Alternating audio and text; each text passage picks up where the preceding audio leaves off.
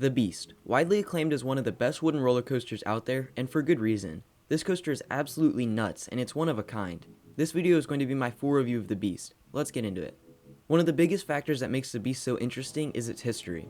The coaster was not made by a normal manufacturer of roller coasters.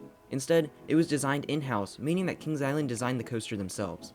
RCDB gives credit to the Philadelphia Toboggan Company for manufacturing and building the coaster though. But the design is what really shows through when riding the coaster. The Beast resides at Kings Island and was built in 1979. It specifically sits on the outskirts of the Rivertown section of the park in a secluded plaza. On the little path back there is a sign with the Beast's name and logo. A little further back is the entrance to the queue.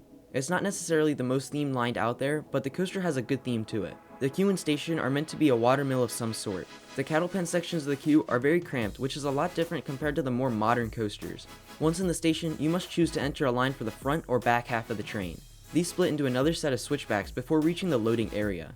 Usually it's not busy enough that these are open though. Moving back to the theme of the Beast, it's developed a little bit better through the signs that can be found in the station. If you read some of them in order from left to right, they read, "Last chance to escape, the wrath of the Beast." This gives a little bit of backstory that there is something that's lurking in the woods and should be feared. While that might be the extent of the theming in the station and queue, the coaster itself develops the theme even more. During the ride, you feel like you're running for your life, literally. And if you have a little bit of imagination, during the wooden tunnels, you can look to the side and it looks like you're being chased. I think this adds a little factor of excitement to the ride. The trains for the Beast are the typical PTC trains found on many traditional wooden roller coasters. It's made up of 6 cars, each with 3 rows of 2. This puts a total of 36 riders on each train, and the ride runs 3 trains on the track. A couple of years ago, the color scheme for the trains was changed. The first 2 cars are red, the middle 2 cars are orange, and the last 2 cars are yellow. And to top it all off, the Beast has an hourly capacity of 1,200 riders per hour. These specific trains feature buzz bar restraints. And another quick note is that they are not the most padded vehicles out there, so it's good to be cautious of that. Alright, let's dive into the layout of the Beast. And get ready, because this coaster is the longest wooden roller coaster in the world.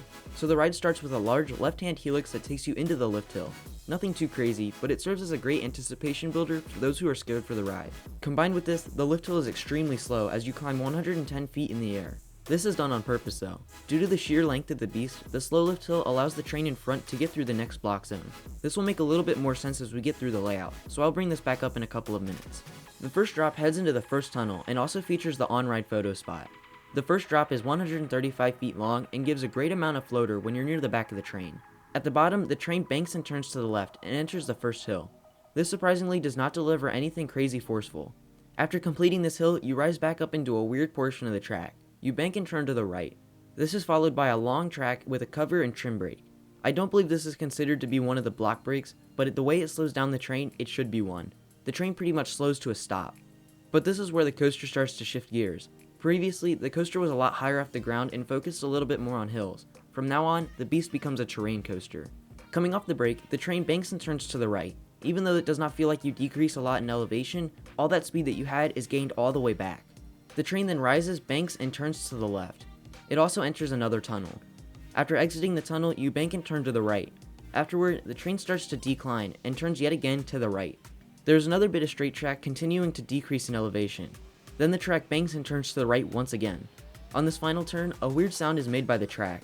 And finally, it enters a small hill and straight track before hitting the second lift hill. This whole section, as I said, is terrain conforming. It feels very fast and out of control. I think this only makes it an even better experience. The second lift hill is notably faster than the first one. While it's not as tall, the drop is bigger at 141 feet. I believe this is where the max speed is hit at 65 miles per hour. But this section is very unique and my personal favorite part of the ride. The drop is angled, which creates a unique feeling, and I must say this drop feels like forever. But it gives a good amount of time to prepare for one of the most intense transitions in the park. At the bottom of the drop, the coaster enters a 540-degree helix. Since the train enters at such a high velocity, it's very easy to get whiplash. This bottom half of the helix is also enclosed by a tunnel. Exiting this enormous element, you rise into a hill before dropping back down, only to rise back up again into the crazy long final brake run.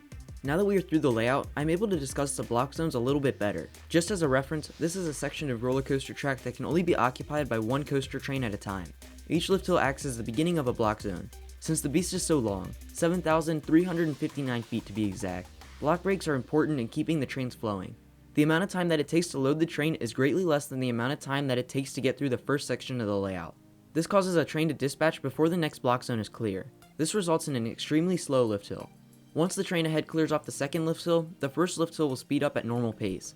If the crew is being slow, then you will not see the effects of the block zones in action, although I think it's super cool to see.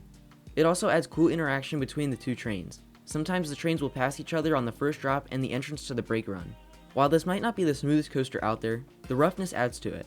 Lots of people you hear say it's too much, but I think it's perfect for the ride, especially for the theming. Usually I sit on the right side of the train.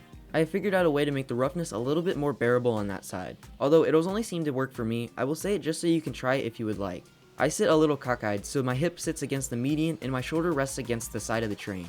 It allows your body to move with the train instead of reacting to it. I found that this reduces some of the shock by the transitions of the coaster.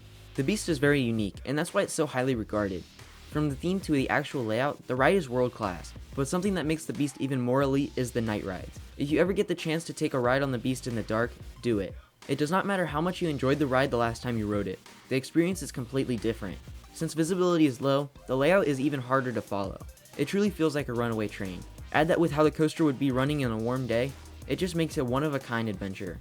This experience gives a full understanding of how good the coaster is, and I just can't get enough of it.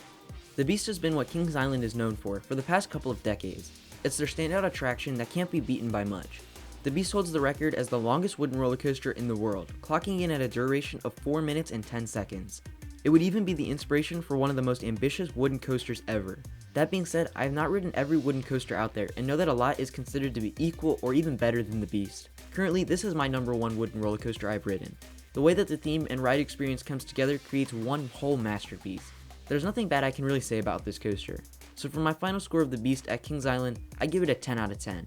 It's easily a world-class ride that should be on everyone's bucket list. If you're in the park, I strongly recommend waiting for a ride on this coaster. Even if the line looks outrageously long, it usually moves pretty quickly.